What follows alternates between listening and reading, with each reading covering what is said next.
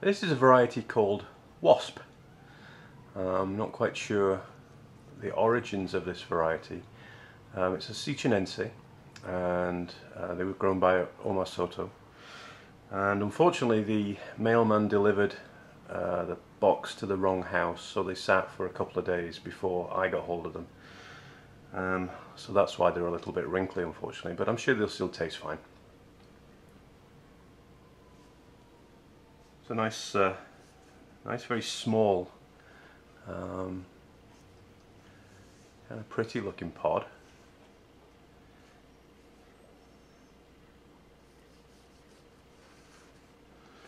Pretty juicy as well by the looks of it.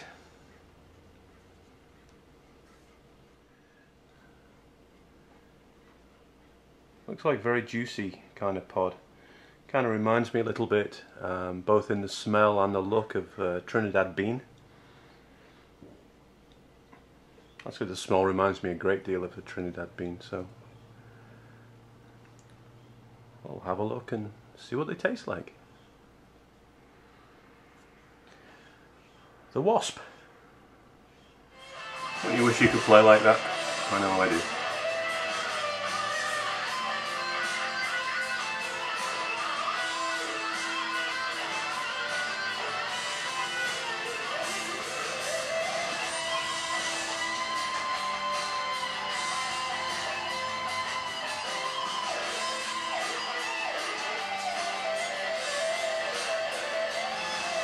I better turn it off now.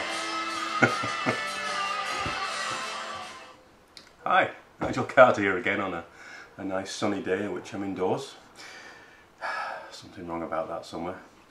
But I'm eating peppers, so life can't be too bad. What we have here, again as you've seen in the introduction, what we have here is a pepper known as WASP. And other than that, I don't really know very much about it, other than it's a Capsicum chinense.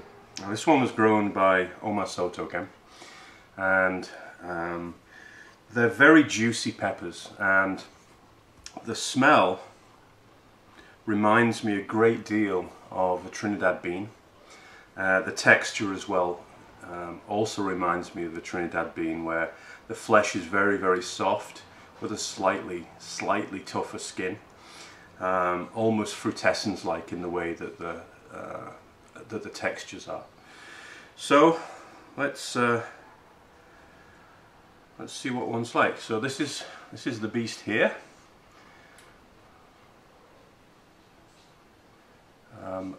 This is not the Brasileira marimbondo, which is also known as WASP and by some people anyway. It's a different pepper. But let's try it and see what it's like. Cheers.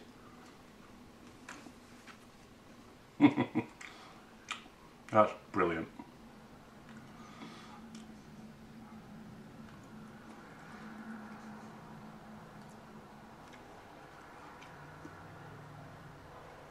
That's really delicious. It's very, very like a fruitescens, and that the skins are quite tough, and the flesh is extremely soft. Well, that's quite warm. It's just starting to come on now, and it's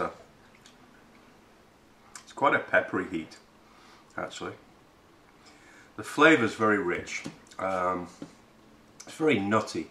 There's almost like a marzipan essence to the flavour, along with a little bit. It's going to sound strange. Along with a little bit of juicy fruit gum, but much nicer than that. But that's kind of what it reminds me of a little. Now it tastes less like a chinense than it smells. If you gave me that in a blind tasting, I'd probably guess that was a fruitescens. Let's just try another one and see. Yeah, the initial burst is a little bit of juicy fruit gum with some marzipan. Sweet.